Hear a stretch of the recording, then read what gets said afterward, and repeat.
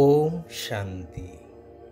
मुक्तिदाता मुक्तेश्वर प्रभु निराकार शिव पितांकर मुक्ति आउ जीवन मुक्ति पाइबार श्रेष्ठ पुरुषार्थ करुथिबा गुणवान आत्मिक संतान मानंकु ईश्वरीय शुभ अभिनंदन जनाई आजिर प्रभु चिंतनर आसर को समस्तंकु स्वागत जनाउछि।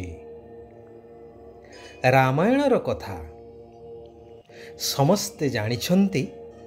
जेतेबेले रामचंद्र पितृसत्य पालन करी सीतांक सह वनवासरे बाहरिले सेतेबेले अन्य भाई माने मध्य तांको सह वनकु जिबा पई बाहरिले, परंतु रामचंद्र समस्तंकु एथिरु निवृत्त कराइले बुझासुझा करी। हेले लक्ष्मण को साथीरे नेबा पाई राजी होई गले एवं नेले मध्य, जिए कि संपूर्ण वनवास काल रे आहार एवं निद्रा त्याग करिथिले। यह शास्त्र रे उल्लेख अछि।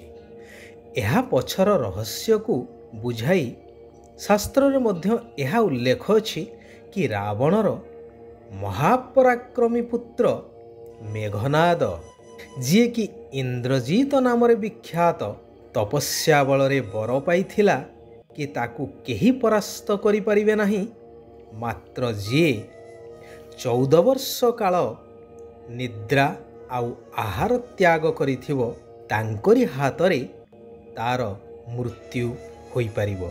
राम रावण लड़ाई चलिला। रावणर पुत्र माने जन जन होई निहत हेउथांती। क्रोधान्वित इंद्रजित युद्ध भूमि को आसी प्रबल भाव रे युद्ध करिवा को लागिला।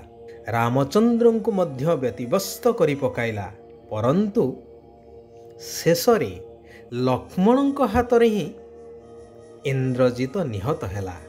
एठारे लक्ष्याख्य करा जाई पारे कि मर्यादा पुरुषोत्तम अमाप दैवी शक्तिर अधिकारी रामचंद्र से मध्य पछघुंचा देले एवं निद्राजित लक्ष्मण को तार सामना करिवा पाई पठाइले, जे कि इंद्रजित को बद्ध करिवारे सफल हेले।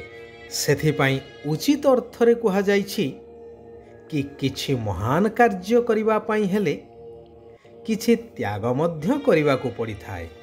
लक्ष्मण निद्रा त्याग करी निरोला रात्रिर अंधकार भितरे आसुरी शक्ति उपरे विजय प्राप्त करिवा पाई मर्यादा पुरुषोत्तमंकर सेवा करी तांको ठारू दैवी शक्ति प्राप्त करुथिले, जहा शेषरे तांको सफलता आनी देइथिला।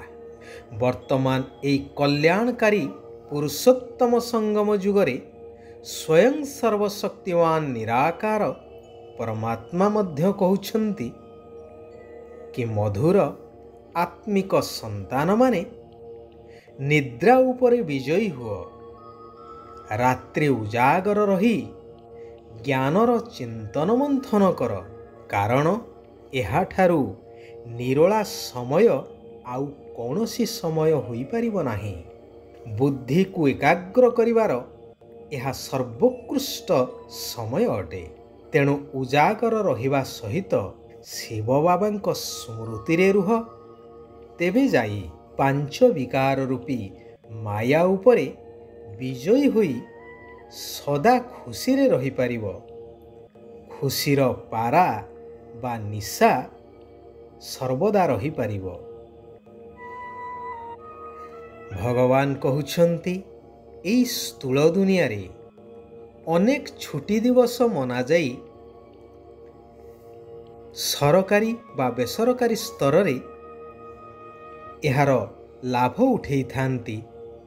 जेपरिक प्रत्येक सप्ताह रे गोटिए दिन निश्चय छुट्टी दिवस रखा जाई थाए शरीर को विश्राम देवा पाई, परंतु एही ज्ञान मार्ग रे तुम मानंकु गोटिए सेकेंड मध्य छुट्टी नेबा अनुचित, जेहेतु एई संगम जुगर प्रत्येक सेकेंड बहुमूल्यवान। ଏହି ସ୍ୱଳ୍ପ ସମୟ ସୀମା ବିଶିଷ୍ଟ ସଙ୍ଗମ ଯୁଗରେ ସାରା କଳ୍ପର ଅର୍ଥାତ୍ ଜନ୍ମ ଜନ୍ମାନ୍ତରର ବିକର୍ମ ବା ପାପର ବୋଝ ସମାପ୍ତ ହୋଇଥାଏ। ତେଣୁ ଏହି ସଙ୍ଗମ ଯୁଗର ପ୍ରତ୍ୟେକ ସେକେଣ୍ଡ ବର୍ଷ ବର୍ଷ ସହିତ ସମାନ ଅଟେ। ଏଥିରେ ପ୍ରତି ନିଶ୍ୱାସରେ ଶିବ ବାବାଙ୍କୁ ୟାଦ କରିବାକୁ ହେବ ବା ମନେ ପକାଇବାକୁ ହେବ। ଶିବ ପିତାଙ୍କର ଶ୍ରୀମତ ଅନୁସାରେ ରାତିଦିନ ଆତ୍ମିକ ସେବାରେ ଲାଗି ରହିବା ଦରକାର। ଆଜ୍ଞାକାରୀ ବିଶ୍ୱସ୍ତ ହୋଇ ଶିବ ପିତାଙ୍କର ୟାଦ ଦ୍ୱାରା ବା ସ୍ମୃତି ଦ୍ୱାରା ବିକର୍ମକୁ ବିନାଶ କରି ସମ୍ମାନର ସହିତ ସିଧାସଳଖ ଆତ୍ମିକ ଘର ନିରାକାର ଦୁନିଆ ବା ବ୍ରହ୍ମଲୋକକୁ ଯିବାର ଅଛି। ଶେଷ ସମୟରେ ଧର୍ମରାଜଙ୍କର ଦଣ୍ଡରୁ ମୁକ୍ତ ହେବା ପାଇଁ ପୁରୁଷାର୍ଥ କରିବାକୁ ମଧ୍ୟ ପଡ଼ିବ। ଆତ୍ମା ଓ ଶରୀର ଉଭୟଙ୍କୁ କଞ୍ଚନ ଅର୍ଥାତ୍ ସୁନା ସଦୃଶ କରିବାର ସେବା କରିବା ଦରକାର ବା ପୁରୁଷାର୍ଥ କରିବା ଦରକାର। ସେଥିପାଇଁ ନିରାକାର ପିତା ତୁମ ନିରାକାର ଆତ୍ମାମାନଙ୍କୁ ମଧ୍ୟ ଗୋଟିଏ ସେକେଣ୍ଡର ଛୁଟି ଦେଉନାହାନ୍ତି। କହୁଛନ୍ତି ଚାଲିବା, ବୁଲିବା, କର୍ମ କରିବା ଆଦି ସମୟରେ ନିରନ୍ତର ମୋ ସ୍ମୃତିରେ ରହି ନିମିତ୍ତ ହୋଇ ସବୁକିଛି କରିଚାଲ। କେବେ ହେଲେ ଈଶ୍ୱରୀୟ ଆଜ୍ଞାର ଉଲ୍ଲଙ୍ଘନ କରି ନିଜର କଲ୍ୟାଣ କରିବା ଉଚିତ ନୁହେଁ। ଏହି ସର୍ବଶ୍ରେଷ୍ଠ ପାଠପଢ଼ା ସମୟରେ ଯାଞ୍ଚ କରିବା ଦରକାର କି ବୁଦ୍ଧି ଏଣେ ତେଣେ ଚାଲିଯାଉ ନାହିଁ ତ। କେବେ ବି ଏହି ସର୍ବୋଚ୍ଚ ପାଠପଢ଼ାକୁ ଛାଡ଼ିବା ଉଚିତ ନୁହେଁ। ସୃଷ୍ଟିର ଏହି ଅନ୍ତିମ ସମୟରେ ପାଞ୍ଚ ବିକାର ରୂପୀ ମାୟା ମଧ୍ୟ ଶକ୍ତିଶାଳୀ ହୋଇ ଲଢ଼େଇ କରିବ, ଭୀଷଣ ଭାବରେ ନିଜ ଆଡ଼କୁ ଆକର୍ଷିତ କରିବ। ତେଣୁ ମାୟାର ଏହି ଲଢ଼େଇରେ ବିଜୟୀ ହେବା ଦରକାର।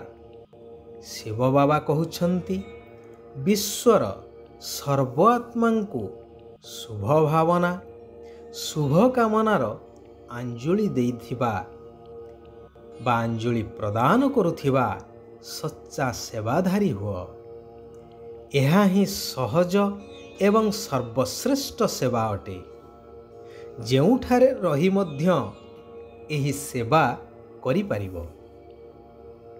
କେହି କିପରି ବି ହେଇଥାଉ, କେହି ଗାଳି ମଧ୍ୟ ଦେଇଥାଉ, ତେବେ ବି ତୁମେ ସେମାନଙ୍କୁ ନିଜର ଦିବ୍ୟ ଗୁଣର ଭଣ୍ଡାରରୁ ଶୁଭ ଭାବନା, ଶୁଭ କାମନାର ଆଞ୍ଜଳି ନିଶ୍ଚିନ୍ତ ଦିଅ। ତେବେ କୁହାଯିବ ସଚ୍ଚା ସେବାଧାରୀ। ପବିତ୍ରତା ହିଁ ବ୍ରାହ୍ମଣ ଜୀବନର ମୁଖ୍ୟ ଆଧାର। ଏହାକୁ କେବେ ହେଲେ ଛାଡ଼ିବା ଅନୁଚିତ। କୁହାଯାଏ ନା, ଧରତୀ ପରିଏ ପର ଧର୍ମ ନା ଛୋଡ଼ିଏ। ଆତ୍ମାର ସ୍ୱଧର୍ମ ଶାନ୍ତ ଏବଂ ନିଜସ୍ୱ ଘର ପବିତ୍ର ଧାମ ପିତା ହେଉଛନ୍ତି ପବିତ୍ରତାର ସାଗର। ଆମର ଆଦି ସ୍ୱରୂପ ମଧ୍ୟ ପବିତ୍ର ଦୈବୀ ସ୍ୱରୂପ। ସେଥିପାଇଁ କିଛି ବି ହେଇଯାଉ, ଏହି ପବିତ୍ରତାର ଧର୍ମକୁ କେବେ ମଧ୍ୟ ଛାଡ଼ିବା ଅନୁଚିତ। ଆଚ୍ଛା, ଆଜି ପାଇଁ ଏଇଠାରେ ଆମେମାନେ ବିରାମ ନେବା। ଆସନ୍ତାକାଲି ପୁନଶ୍ଚ ଆମେମାନେ ଏକତ୍ରିତ ହୋଇ ସେହି କଲ୍ୟାଣକାରୀ ପରମାତ୍ମାଙ୍କର ଆଉ କିଛି କଲ୍ୟାଣକାରୀ ମହାବାକ୍ୟକୁ ଶ୍ରବଣ କରିବା, ନିଜ ଜୀବନରେ ଧାରଣ କରି ନିଜର ତଥା ସାରା ବିଶ୍ୱର କଲ୍ୟାଣ କରି ଚାଲିବା। ଓମ୍ ଶାନ୍ତି, ଓମ୍ ଶାନ୍ତି, ଓମ୍ ଶାନ୍ତି।